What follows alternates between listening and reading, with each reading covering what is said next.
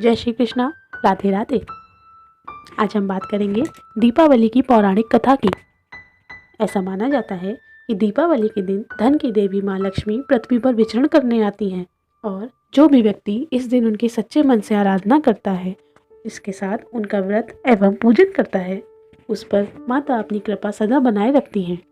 इसके साथ ही इस दिन माता की कथा सुनकर इस व्रत को पूर्ण किया जाता है। ये कथा इस प्रकार है। एक गांव में एक साहूकार रहता था।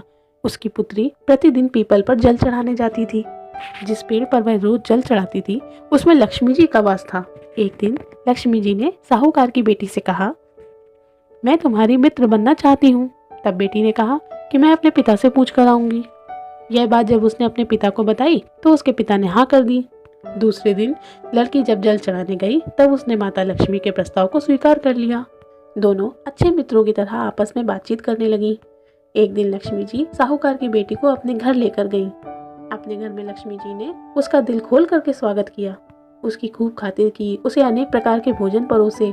मेहमान नवाजी के बाद जब साहूकार की बेटी अपने घर को लौटने लगी तब लक्ष्मी जी ने उससे प्रश्न किया कि सहेली, अब तुम मुझे अपने घर कब बुलाओगी?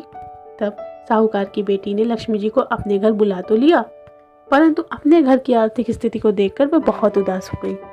उसे डर लगने लगा, चिंता सताने लगी कि क्या वो लक्ष्मी जी का उचित प्रकार से स्वागत कर भी पाएगी। तभी साहूकार ने अपनी बेटी को उदास देखा और वो समझ गए।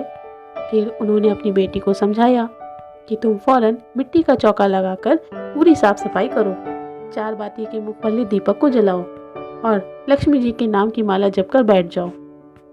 लड़की ने बिल्कुल वैसा ही किया और ठीक उसी समय महल से रानी का हार उसके कमरे से एक चील उठाकर अपनी चोंच में दबाकर लेकर उड़ी और संयोगवश वो हार लड़की के उसी जगह पर गिर गया जहां वो लक्ष्मी जी का माला जाप रही थी।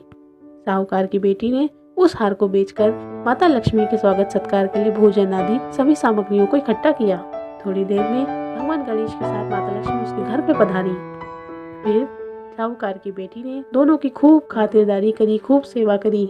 उसकी इसी खातिरदारी से माता लक्ष्मी उस पर खूब प्रसन्न हुई और उसके बाद उन दोनों माँ बाप बेटी को उन्होंने खूब सारा धन धान्य दिया और वे दोनों एक खुशहाल समृद्ध जीवन जीने लगे।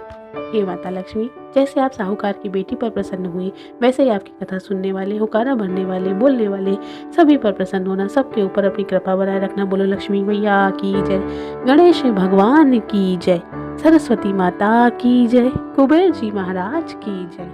बोलिए राधे राधे।